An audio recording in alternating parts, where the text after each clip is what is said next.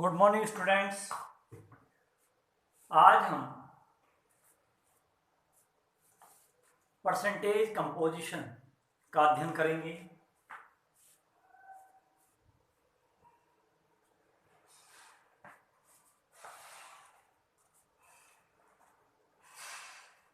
Means प्रतिशतता संगठन।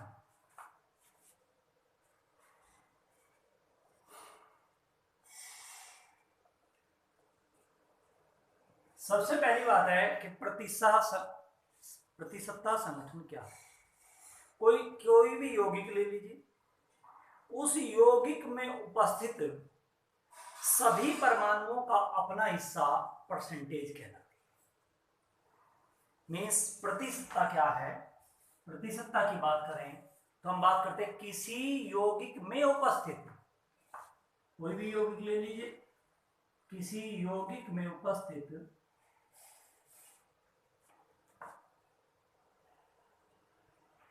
जो भी परमाणु होंगे, सभी परमाणुओं का अपना उपस्थित सभी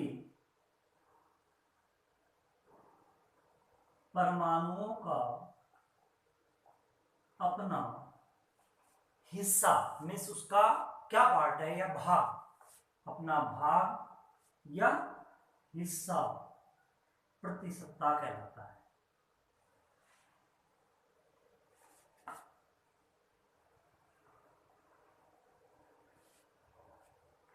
मतलब जो टोटल है, जैसे हम अपने परसेंटेज मार्क्स की निकालते हैं कि हमारे किसी सब्जेक्ट में 80 मार्क्स आए, तो हमारा जो हिस्सा है वो 80% है। कैसे है?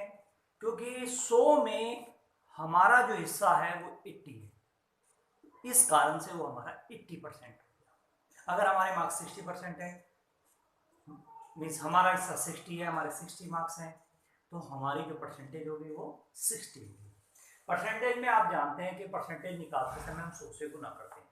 अब यहाँ पर बात करते हैं कि हमें किस किस की परसेंटेज निकालनी है, किस किस की हमें नीड है, किन किन फार्मूलों की हेल्प से हम न्यूमेरिकल्स करेंगे।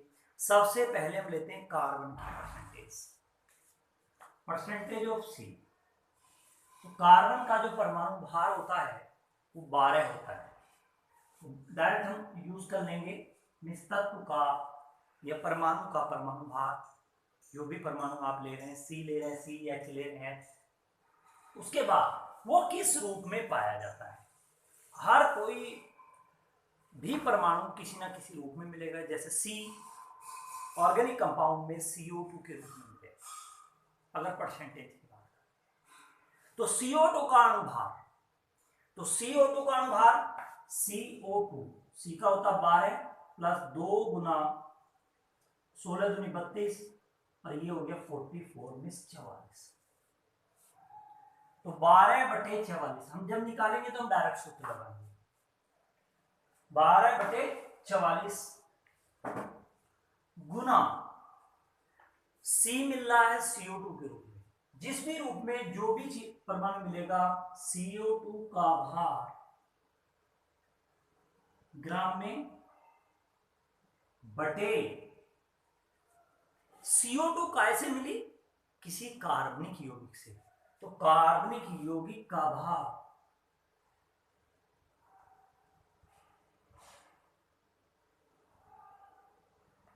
ग्राम में, जब हम परसेंटेज निकालते हैं तो 100 से मल्टीप्लाई करते हैं, गुना 100। ऐसे ही हम परसेंटेज नेक्स्ट निकालते हैं H की।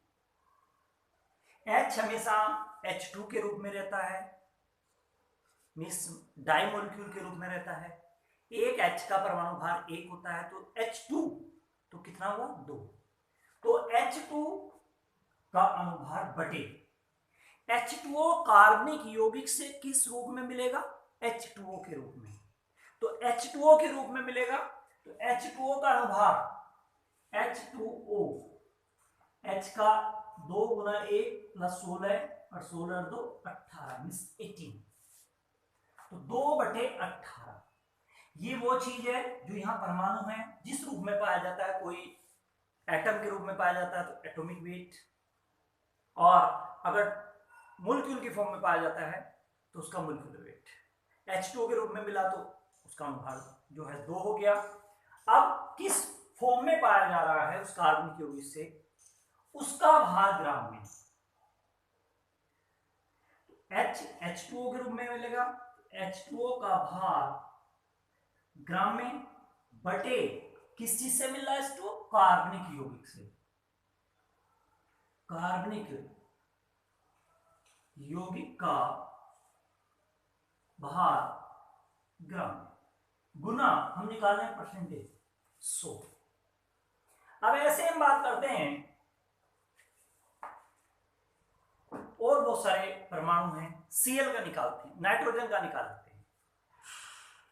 परसेंटेज ऑफ N जो है 2 रूपों में पाया जाता है। इसके N के निकालने की 2 विधियां हैं।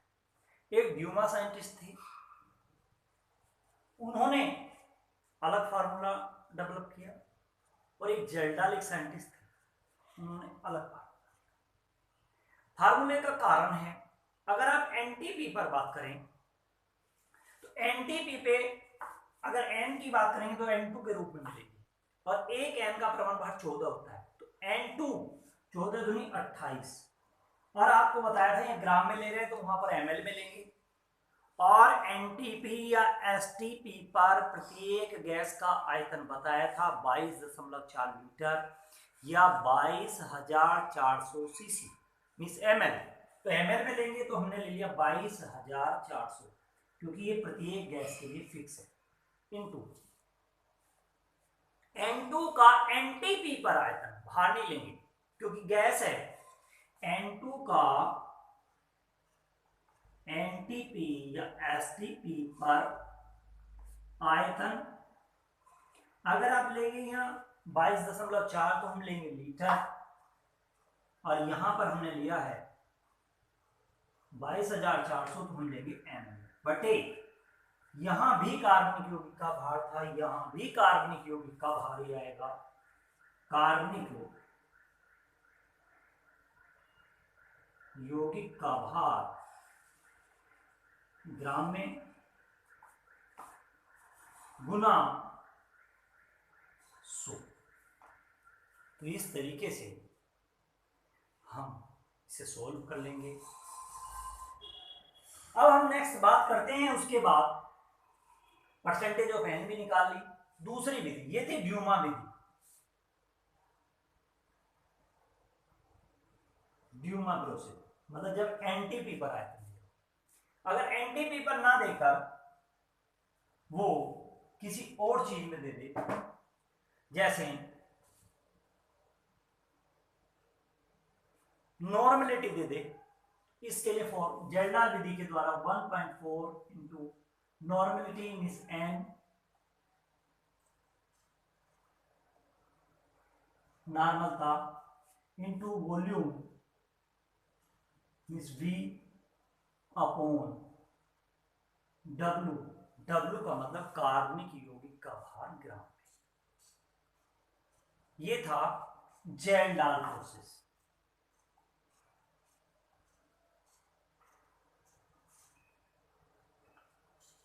ऐसी बात करते हैं हम परसेंटेज ऑफ सी की, Cl की।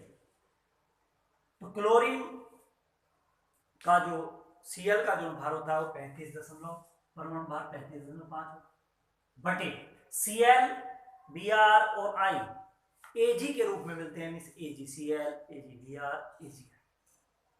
तो AgCl का 143.5 गुना AgCl का भार, क्योंकि AgCl के रूप में मिला, भार ग्राम में बटे कार्बनिक यौगिक का भार ग्राम में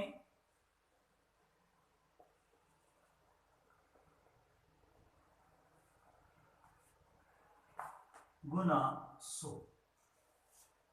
next percentage of Br, Cl का परमाणु भार 35.5 होता है, और Br का 80 होता है, और I का 127 होता है।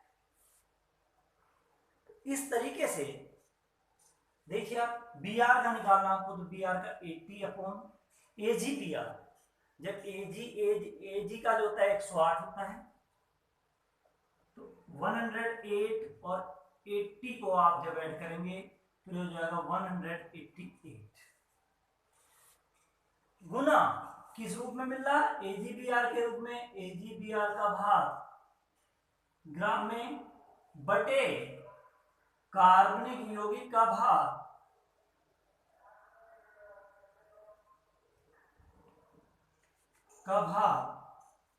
ग्राम में गुना परसेंटेज निकालने 100।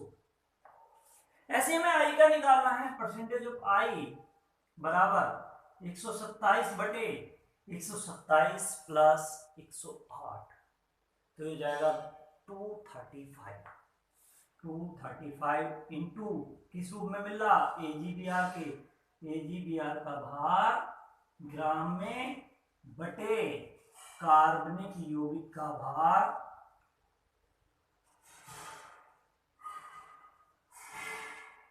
ग्राम में गुना 100। ऐसे हम निकाल सकते हैं परसेंटेज ऑफ एस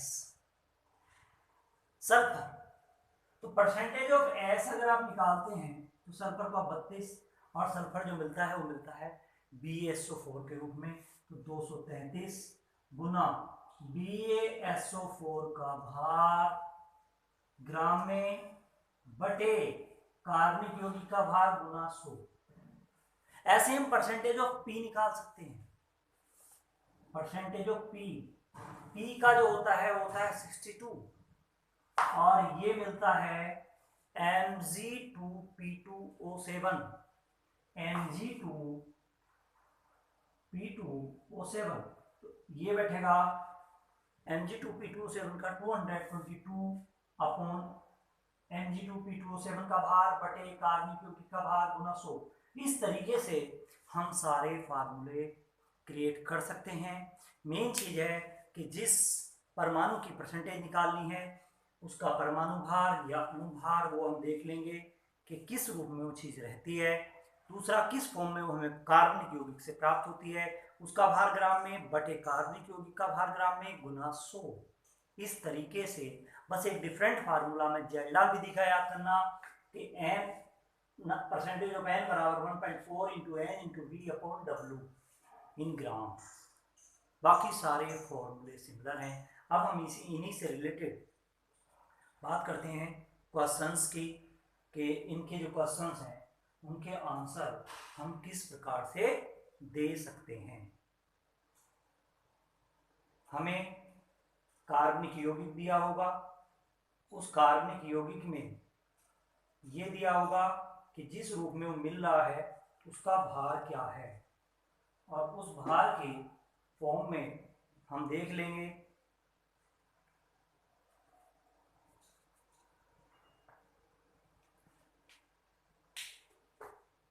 अब हम बात करते हैं एग्जाम्पल्स की। कुछ एग्जाम्पल इससे रिलेटेड कर लेते हैं।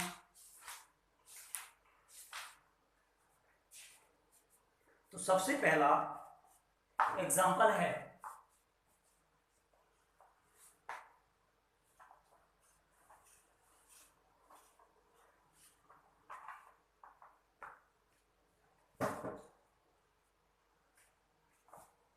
एग्जाम्पल 65, CHN तथा O युक्त एक कार्बनिक यौगिक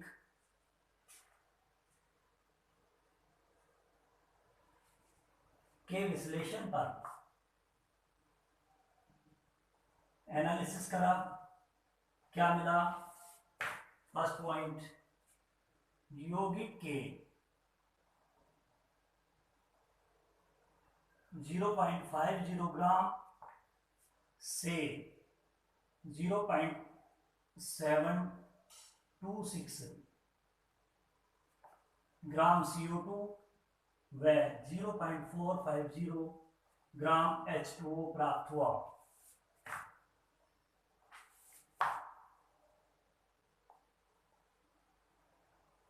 नंबर 2, यौगिक के उसी भार, यौगिक के उसी भार से एसटीपी पर 62.4 ml शुष्क N2 गैस प्राप्त हुई। यौगिक में उपस्थित सभी तत्वों की प्रतिशत मात्रा की गणना कीजिए। मिस इस यौगिक में जितने भी तत्व उपस्थित हैं सबकी परसेंटेज हमें निकालनी है। तो फर्स्ट पॉइंट पर आते हैं, यौगिक के 0.50 ग्राम से इतने ग्राम CO2 और इतने ग्राम H2O प्राप्त होता है। CO2 के रूप में कौन मिलेगा? C। तो सीधा सीधा सॉल्यूशन क्या होगा? परसेंटेज ऑफ C बराबर 12/44 गुना CO2 का भार ग्राम में बटे कार्बनिक यौगिक का भार ग्राम में गुना 100। सबसे बेटर तरीका है कि आप 2 लाइन और लिख लें कि CO2 कार्बनिक यौगिक का भार 0.50, CO2 का भार 0.726 ग्राम, H2O का भार 0.450 ग्राम। उस समय हमें कैलकुलेशन में सुविधा होगी। अब बात आएगी कि 12/44 गुना CO2 का भार 0.726 अपॉन कार्बनिक यौगिक का भार, ये कार्बनिक यौगिक है 0.50 इंटू 100, और ये जो हमारा आंसर आ जाएगा वो आ जाएगा 39.6%। परसेंटेज निकालनी है, 100 से हमने मल्टीप्लाई की। अब वो इस फार्मूले में और क्या है? H2O मिलता है, H मिलता है H2O के रूप में। इसका फार्मूला आपको बताइए 2/18 गुना H2O का भार ग्राम में बटे कार्बनिक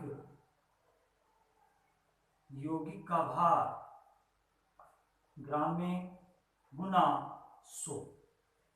तो 2/18 गुना H2O का भार ग्राम में मेरा 0.450 बटे कार्बनिक यौगिक का भार ग्राम में। कार्बनिक यौगिक का भार ये गिवन है 0.50 इंटू 100, और ये कैलकुलेट करने के बाद आ जाएगा 9.99%। इस तरीके से आपने परसेंटेज ऑफ C निकाल लिया, आपने परसेंटेज ऑफ H निकाल लिया। अब क्वेश्चन का फर्स्ट पार्ट कंप्लीट हो गया। अब हम बात करते हैं सेकंड पार्ट की, यौगिक के उसी भार। इसका मतलब यौगिक का भार वही है, दोनों के लिए सेम है। से एसटीपी पर 62.4 ml शुष्क N2 गैस प्राप्त होती है। अगर ml में दे रखा है, नॉर्मलता नहीं दे रखी है, तो इसका मतलब ड्यूमा विधि लगेगी। और अगर नॉर्मलता और आयतन दिया होता तो जेल्डाल विधि से परसेंटेज निकलती। तो हम क्या करेंगे? Percentage of N, percentage second part है इसका। परसेंटेज ऑफ N बराबर आपको पता ही है, N2 का 28/22,400 गुना N2 का NTP या STP पर आयतन ml में बटे कार्बनिक यौगिक का भार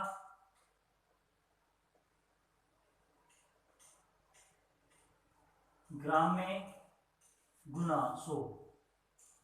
ये और इसकी कैलकुलेशन 1/8 आती है, मीन्स 2800 बटे 22,400 1/8 आ जाता है। तो डायरेक्ट हम 1/8 भी यूज कर सकते हैं। तो ये हो गया 28/22,400 गुना NTP या STP पर N2 का आयतन 62.4 ml बटे कार्बनिक यौगिक का भार। वो कह रहा है यौगिक के उसी भार, मतलब जो कार्बनिक यौगिक का भार है वो दोनों के लिए सेम है, मीन्स 0.50 इंटू 100, और ये करने के बाद हमारा आ जाएगा 15.6%। ये हमने परसेंटेज निकाल ली, बट अभी भी एक परसेंटेज बची हुई है। किसी भी कार्बनिक यौगिक में जो शेष कोई परमाणु उपस्थित होता है वो ऑक्सीजन, और ऑक्सीजन की परसेंटेज हमें निकालनी है। तो ऑक्सीजन की परसेंटेज निकालने के लिए हमें क्या करना है, परसेंटेज ऑफ O बराबर टोटल परसेंटेज शो होती है माइनस जो उस यौगिक में दे रखा है। तो इस यौगिक में परसेंटेज ऑफ C दे रखा है, इस यौगिक में परसेंटेज ऑफ H दे रखा है, इस यौगिक में परसेंटेज ऑफ N दे रखा है। तीनों की परसेंटेज जोड़ देंगे और 100 में से माइनस कर देंगे। C की आपने कैलकुलेट की है 39.6 प्लस H की आपने कैलकुलेट की है 9.99 और आपने N की कैलकुलेट की है 15.6 और सबको जोड़कर हम 100 में से माइनस कर देंगे तो हमारा आ जाएगा 34.81%। इस तरीके से हम ये कैलकुलेशन कर लेंगे। तो जिसकी भी परसेंट हमें जो क्वेश्चंस है वही इंडिकेट कर देगा कि किस किस की परसेंटेज पूछी है। नेक्स्ट क्वेश्चन, ये एग्जांपल नंबर 65 था बुक के अकॉर्डिंगली। अब हम नेक्स्ट क्वेश्चन एग्जांपल नंबर 66 करते हैं।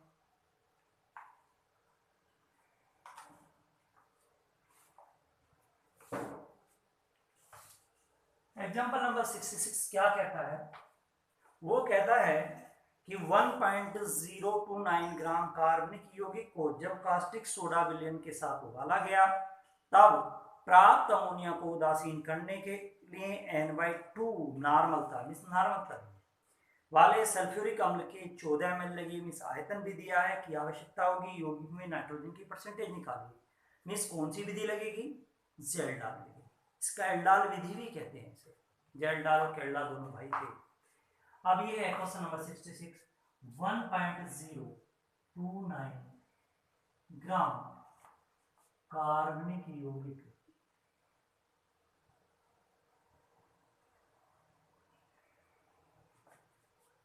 को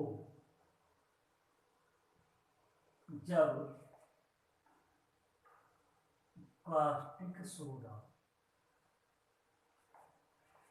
विलयन के साथ उबाला गया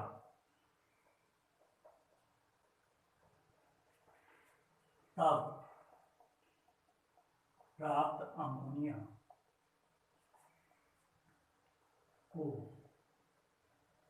पूर्ण करने के लिए N/2 नॉर्मलिटी वाले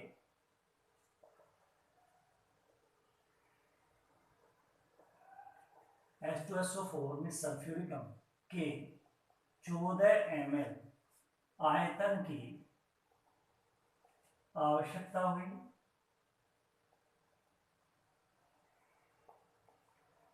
यौगिक में नाइट्रोजन की प्रतिशतता ज्ञात कीजिए। यौगिक में नाइट्रोजन की परसेंटेज ज्ञात की। देखिए यहां पर हमें ऑक्सीजन की नहीं निकालनी, क्योंकि वहां पर पहले सवाल में कहा था कि उपस्थित सभी परमाणुओं की प्रतिशतता ज्ञात कीजिए। यहां पर कहा है नाइट्रोजन की ज्ञात कीजिए, तो हमें केवल नाइट्रोजन की ज्ञात करनी है। सॉल्यूशन क्या होगा इसका, सबसे पहले दे रखा 1.029 ग्राम मीन्स कार्बनिक यौगिक का भार। जैसे मैंने पहले भी कहा था कि आप पहले ये चीज नोट कर लें, जो क्वेश्चन में दी है वो इजी हो जाता है। 1.029 ग्राम। उसके बाद वो कह रहा है को कास्टिक सोडा विलयन के साथ उबाला गया तब प्राप्त अमोनिया को पूर्ण उदासीन करने के लिए N/2 नॉर्मलिटी मींस N बराबर N/2। इस नॉर्मलिटी बराबर, कंफ्यूजन ना हो क्योंकि N नॉर्मलता का सिंबल होता है। H2SO4 के 14 ml means volume equal to 14 ml।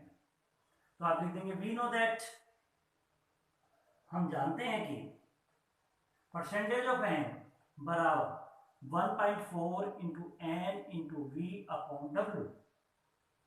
N 1.4 n given है, n/2 मीन्स 1/2, वॉल्यूम गिवन है 14 अपॉन कार्बनिक यौगिक का भार गिवन है 1.029 ग्राम, और ये सॉल्व करने के बाद 9.52% आ जाएगी। तो इस तरीके से हम नाइट्रोजन की परसेंटेज निकालेंगे। पुनः कह रहा हूँ कि हम ऑक्सीजन की परसेंटेज तब निकालेंगे जब उसने पूछा है कि उपस्थित सभी यौगिकों या ऑक्सीजन, अगर ऑक्सीजन मेंशन करेगा, पर्टिकुलर एक परमाणु की पूछी है, तो फिर हम पर्टिकुलर एक ही एटम की परसेंटेज कैलकुलेट करेंगे। Next question, example number 67।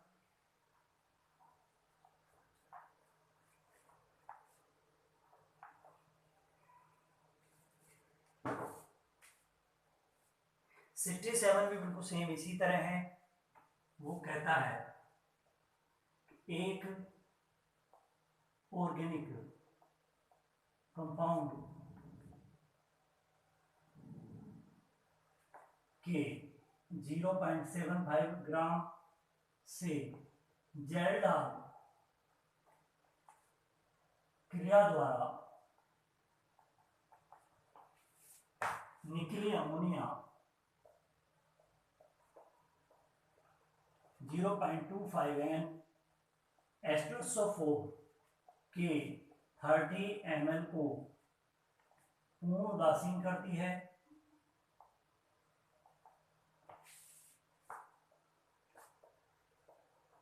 यौगिक में नाइट्रोजन की परसेंटेज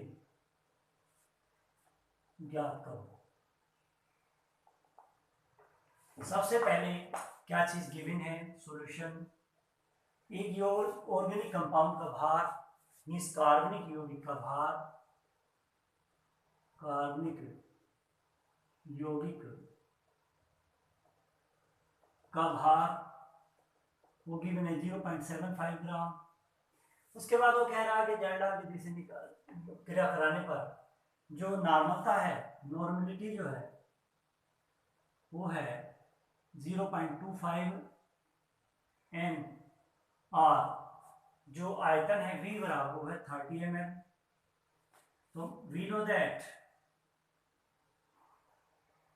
हम जानते हैं कि परसेंटेज ऑफ N बराबर 1.4 into N into V upon W। 1.4 into N given है 0.25, V गिवन है 30 ml अपॉन W गिवन है 0.75, और यह आ जाएगा 14%, क्योंकि इसकी मल्टीप्लाई करेंगे तो 0.75 और 75 और 0.75 10 बचेगा ऊपर, जब 10 की 14 1.4 में मल्टीप्लाई करेंगे तो 14 आ जाएगा। नेक्स्ट एग्जांपल है एग्जांपल नंबर 68।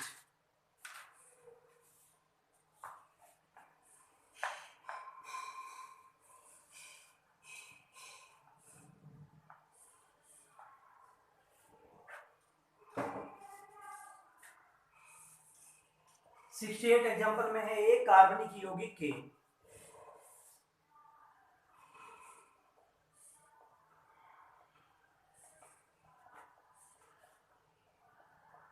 यौगिक के 0.5124 ग्राम से 0.5264 ग्राम AgBr प्राप्त हुआ।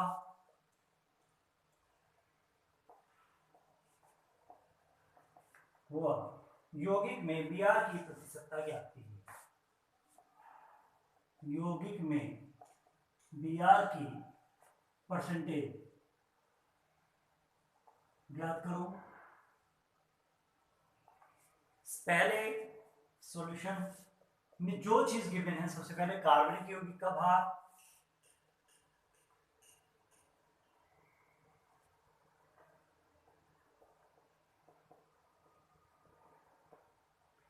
वो गिवन है 0.5124 ग्राम।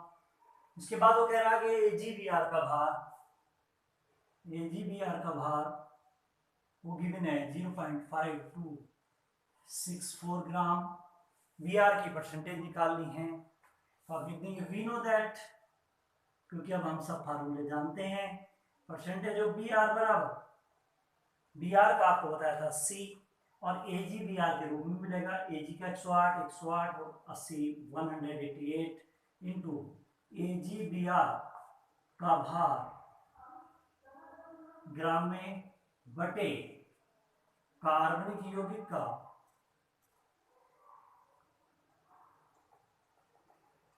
भार ग्राम में गुना 100। वैल्यू पुट कराइए, 80/188 इंटू AgBr का भाग गिवन है 0.5264 अपॉन कार्बनिक यौगिक का गिवन है 0.5124 ग्राम इंटू 100। जब हम इसे कैलकुलेट करेंगे तो कैलकुलेट करने के बाद आ जाएगा 43.71%। इस तरीके से हमने परसेंटेज ऑफ वी आर को कैलकुलेट किया। अब हम बात करते हैं एग्जांपल नंबर 69 की। 69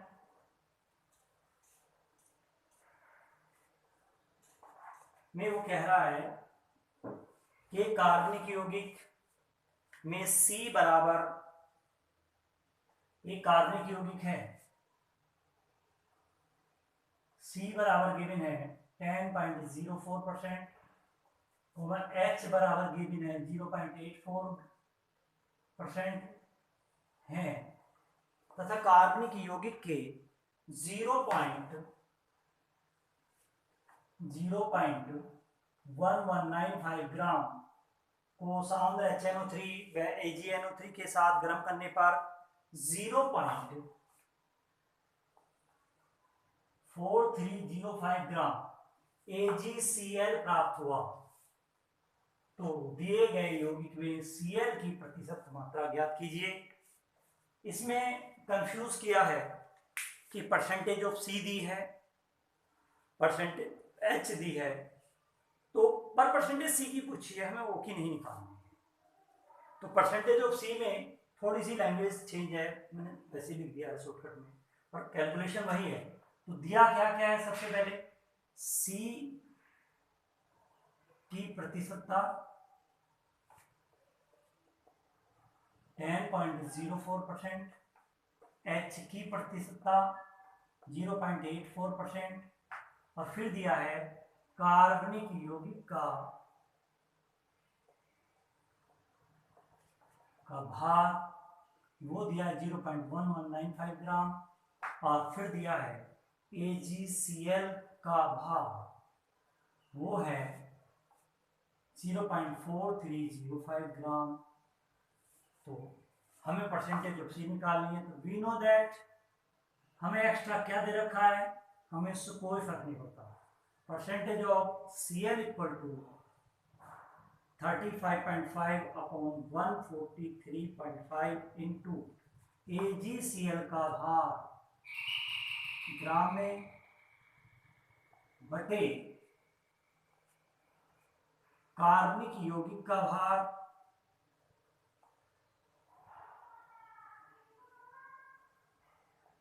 ग्राम में गुना 100, 35.5/143.5 इंटू AgCl का भार। AgCl का भार है 0.4305, कार्बनिक यौगिक का भार है 0.1195 इंटू 100, और जब हम कैलकुलेट करेंगे तो कैलकुलेट करने के बाद आ जाएगा 89.12%। इस तरीके से हम कैलकुलेट कर लेंगे। अब बात करते हैं नेक्स्ट एग्जांपल नंबर, ये हमारा 69 था। अब एग्जांपल नंबर 70 की बात करते हैं कि एग्जांपल नंबर 70 क्या है। एग्जांपल नंबर 70 है कि एक कार्बनिक यौगिक के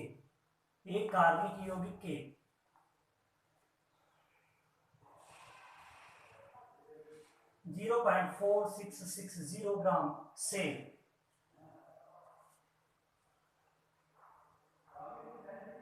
1.16 ग्राम से 0.4660 ग्राम AgI प्राप्त होता है। तो I की प्रतिशत मात्रा ज्ञात कीजिए। आई की परसेंटेज निकालनी है तो पहला काम वही जो गिवन है, कार्बनिक यौगिक का भार बराबर 1.16 ग्राम। फिर गिवन है AgI का भार, वो गिवन है 0.4660 ग्राम। वी नो दैट, हम जानते हैं कि परसेंटेज ऑफ आई बराबर आई का 127 होता है और AgI 108 ऐड कर दीजिए तो ये हो जाएगा 235। बताया था 127 अपॉन AgI का भार ग्राम में बटे कार्बनिक यौगिक का भार ग्राम में इंटू 100। ये सारी वैल्यू गिवन है 127, 235 इंटू AgI का भार गिवन है 0.4660 अपॉन कार्बनिक यौगिक का 1.16 इंटू 100। और जब हम इसे कैलकुलेट करेंगे तो कैलकुलेट करने के बाद आ जाएगा 21.71%। ये था हमारा एग्जांपल नंबर 70। अब हम बात करते हैं एग्जांपल नंबर 71 की।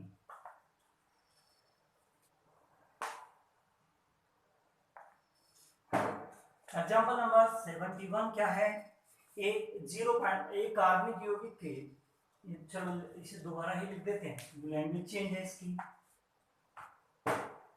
0.32 ग्राम ऑर्गेनिक कंपाउंड को कंसंट्रेट में सांद्र HNO3 तथा BaCl2 के साथ गर्म करने पर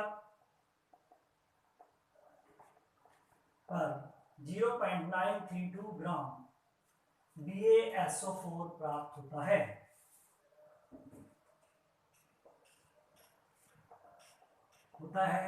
S की परसेंटेज ज्ञात करो। सबसे पहली चीज वही जो गिवन है, सॉल्यूशन। क्या सॉल्यूशन है? कार्बनिक यौगिक का भार